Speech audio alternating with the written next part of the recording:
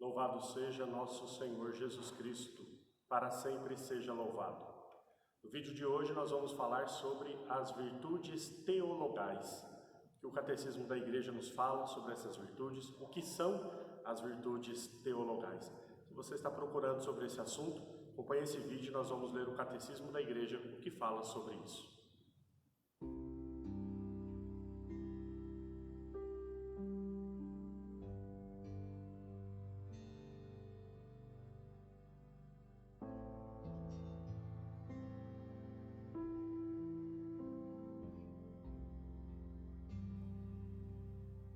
Olá, sejam todos bem-vindos ao meu canal. Para você que não me conhecia, sou o Padre Carlos Guimarães.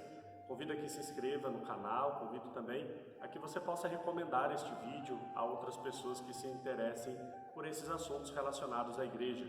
Aos domingos eu posto vídeos sobre a liturgia dominical, a homilia do domingo, e também às quartas-feiras eu posto vídeos sobre um assunto relacionado à fé, refletindo o Catecismo da Igreja Católica. Então, se você não conhecia o canal, convido a que se inscreva, a que venha fazer parte dessa nossa família.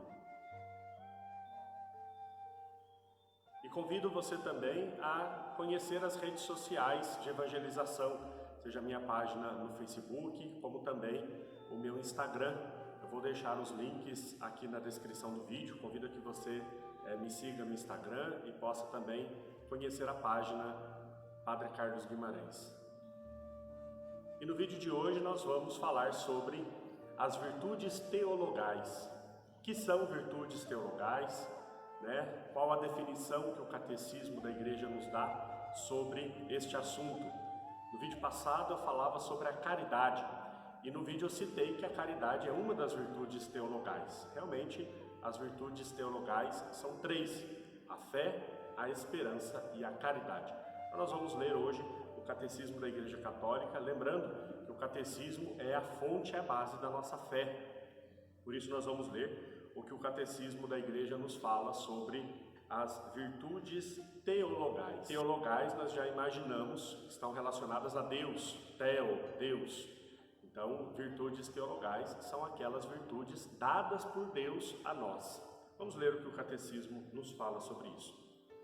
Estamos lendo o número 1812. As virtudes humanas se fundam nas virtudes teologais, que adaptam as faculdades do homem para que possa participar da natureza divina. As virtudes teologais se referem diretamente a Deus, dispõem os cristãos a viver em relação com a Santíssima Trindade e têm a Deus unitrino por origem, motivo e objeto. Número 1813. As virtudes teologais fundamentam, animam e caracterizam o agir moral do cristão. Informam e vivificam todas as virtudes morais. São infundidas por Deus na alma dos fiéis, para torná-los capazes de agir como seus filhos e merecer a vida eterna. São o penhor da presença e da ação do Espírito Santo nas faculdades do ser humano. Há três virtudes teologais: a fé, a esperança e a caridade. Vejam, meus queridos, o Catecismo está nos falando que as virtudes teologais são infusas na alma do ser humano por Deus para torná-lo capaz de amar, para tornar o ser humano capaz de agir como filhos de Deus. O ser humano, pela sua própria natureza, não seria capaz de amar a Deus.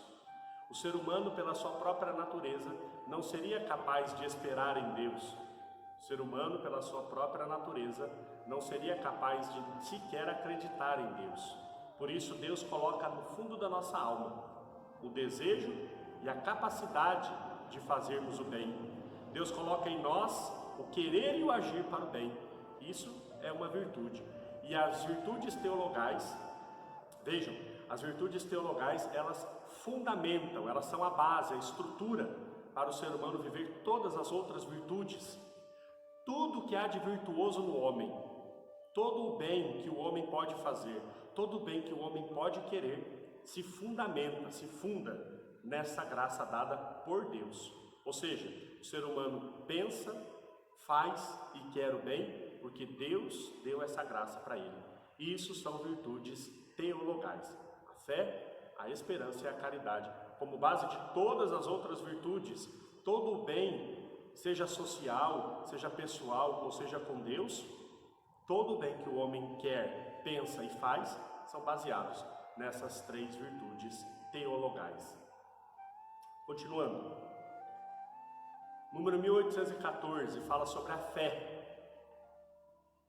A fé é a virtude teologal pela qual cremos em Deus e em tudo o que nos disse e revelou, e que a Santa Igreja nos propõe para crer, porque Ele é a própria verdade. Pela fé, o homem livremente se entrega todo a Deus. Por isso, o fiel procura conhecer e fazer a vontade de Deus. Na carta de São Paulo aos Romanos, capítulo 1, versículo 17, o justo viverá pela fé.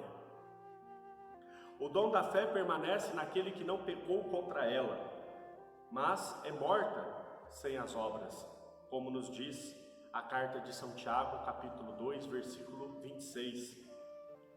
Se a fé está privada da esperança e do amor, ela não é plenamente realizada na alma do cristão e não faz dele um membro vivo do corpo de Cristo. A fé sem a obra é morta. O discípulo de Cristo não deve apenas guardar a fé e nela viver, mas também professá-la, testemunhá-la com firmeza e difundi-la. Todos devem estar prontos a confessar Cristo perante os homens e segui-lo no caminho da cruz, entre perseguições que nunca faltam à igreja. O serviço e o testemunho da fé são requisitos da salvação. Todo aquele que se declarar por mim diante dos homens, também eu me declararei por ele diante do meu Pai que está nos céus. Aquele, porém, que me renegar diante dos homens, também o renegarei diante de meu Pai que está nos céus. Evangelho de São Mateus, capítulo 10, versículos 32 e 33. Vejam, o catecismo está nos dizendo que a fé, ela não é simplesmente um sentimento. A fé é, em primeiro lugar, a capacidade que Deus nos dá de acreditarmos nele, de acreditarmos na igreja, em tudo que a igreja nos propõe. Pela fé nós acreditamos.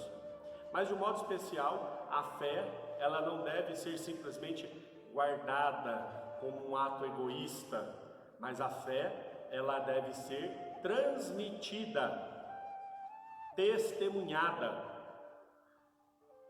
Eu tenho visto ultimamente com muita tristeza pessoas dizendo que a fé não deve ser anunciada, que numa falsa concepção de caridade nós não devemos anunciar a fé aos irmãos, numa falsa concepção de respeito à liberdade nós não devemos anunciar Jesus Cristo às pessoas. Está errado isso. Nós devemos sim anunciar Jesus Cristo, em primeiro lugar porque foi Ele quem nos mandou. Ide por todo o mundo, pregai o Evangelho a toda criatura, fazendo os discípulos meus, batizando-os em nome do Pai, do Filho e do Espírito Santo. Foi Jesus Cristo quem nos mandou a anunciarmos o Evangelho. Então nós devemos sim, com ousadia, com respeito, claro, mas com ousadia, anunciar que Jesus Cristo é o único Salvador. Essa é a missão da igreja, é a fé da igreja. Guardar a fé num ato egoísta não significa sermos discípulos de Jesus. Nós somos discípulos quando esta fé é anunciada. Tem pessoas que dizem que nós, num falso respeito humano, numa falsa concepção de caridade, não devemos dizer aos irmãos que estão no erro que devam voltar a Jesus Cristo, que devam se voltar ao Salvador. Está errado. Quando São Paulo apóstolo chegou em Roma e viu que o povo cultuava uma multidão de deuses, ele com coragem anunciou Jesus Cristo.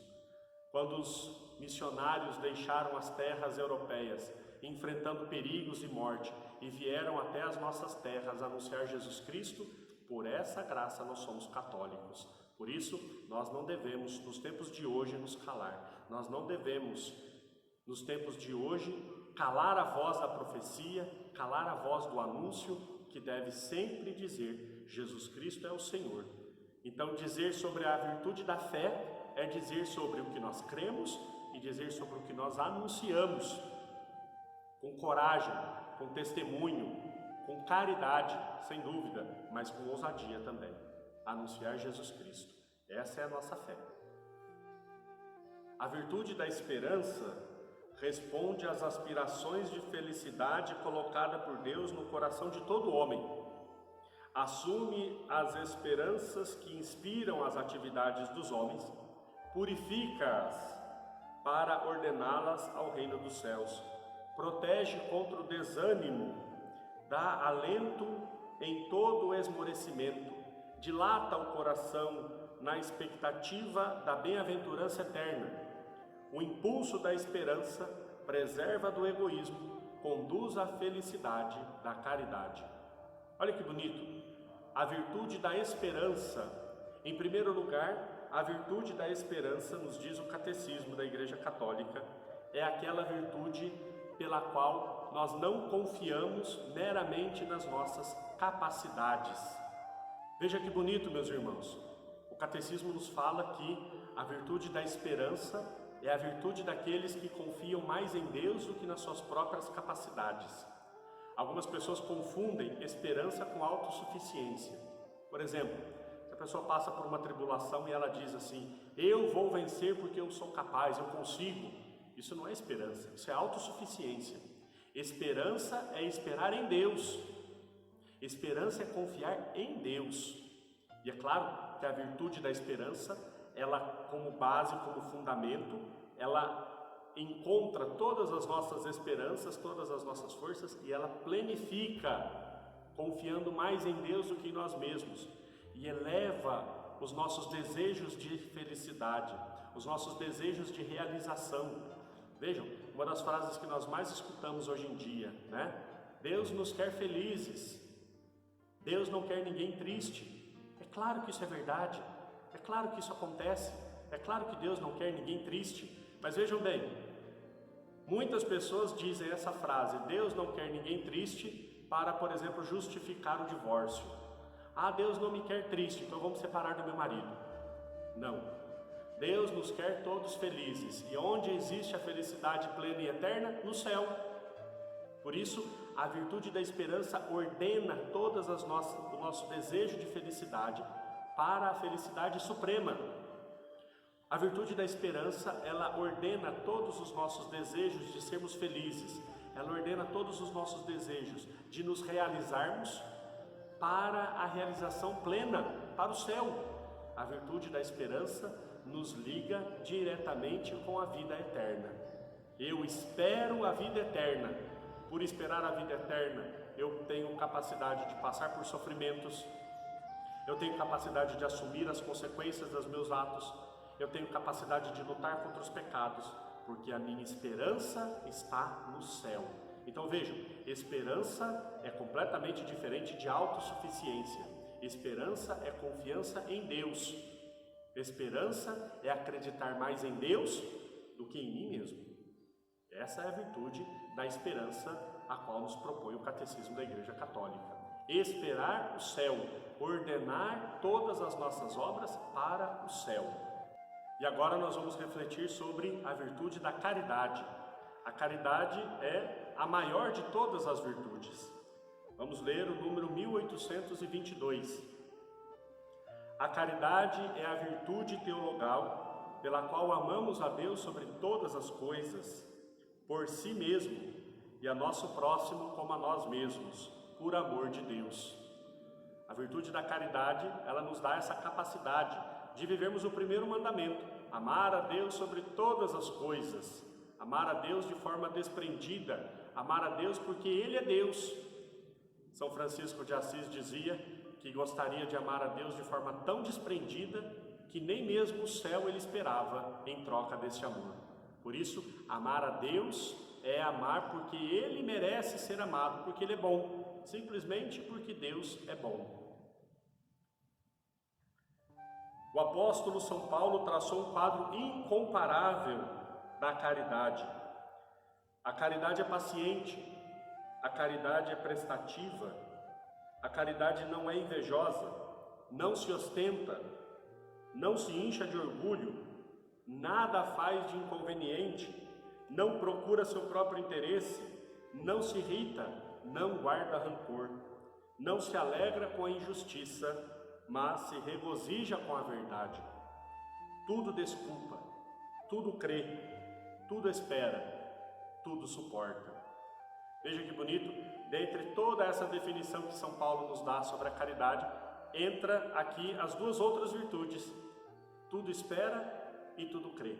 A virtude da caridade é o fechamento de todas as virtudes, de modo especial também das virtudes teologais. Diz ainda o apóstolo São Paulo: se não tivesse caridade, nada seria. Sem amor não somos nada. Tudo que é privilégio, serviço e mesmo virtude, se não tivesse caridade, isso nada me adiantaria. Nada do que fazemos, nada do que somos, se não estiver mergulhado dentro dessa caridade que é um dom de Deus, não serve para nada. A caridade é superior a todas as virtudes, é a primeira das virtudes teologais. Nos vai falar a carta de São Paulo aos Coríntios, primeira carta de São Paulo aos Coríntios, capítulo 13, versículo 13. Permanecem fé, esperança e caridade, essas três coisas.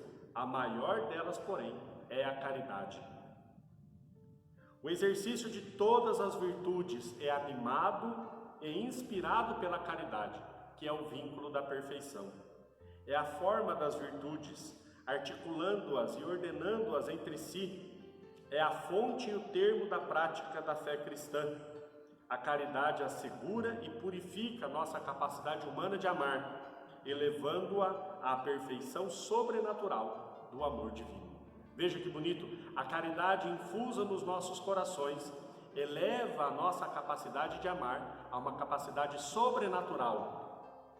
O nosso amor humano, marcado pelo egoísmo, o nosso amor humano, marcado pelos nossos interesses, o amor humano marcado pela nossa concupiscência do pecado, quando é infuso a caridade, nós elevamos essa capacidade a um amor sobrenatural. Só assim nós vamos entender quando Jesus nos diz: amai os vossos inimigos. Humanamente nós não conseguimos, mas sobrenaturalmente, infundindo em nós a graça da caridade, nós somos capazes de amar até aqueles que nos fizeram mal, porque é um amor sobrenatural e não meramente um amor humano. Por isso, o amor de Deus, a caridade infusa em nós, eleva a nossa capacidade de amar a uma capacidade sobrenatural, de amarmos a Deus a quem não vemos, de amar ao próximo por amor a este Deus a quem nós amamos. A virtude da caridade, em essência, ela nos dá a capacidade de correspondermos ao amor de Deus que nos amou por primeiro. Deus nos amou por primeiro, Deus nos enviou o seu Filho Jesus, e nós, pela capacidade que temos, e infundindo em nós a virtude da caridade, nós podemos amar a este Deus como Ele merece ser amado, esperando na vida eterna, crendo na sua palavra e amando-o acima de todas as coisas. Essas são as virtudes, a fé, a esperança e a caridade, que Deus coloca em nossas almas para que nós vivamos como verdadeiros filhos de Deus. A você que assistiu esse vídeo até aqui, eu agradeço. A você que ainda não é inscrito no canal, convido que se inscreva e também recomende esse vídeo a mais pessoas que possam interessar por esse assunto. E agora eu deixo-vos a minha bênção. Abençoe-vos o Deus Todo-Poderoso, Pai, Filho e Espírito Santo. Amém.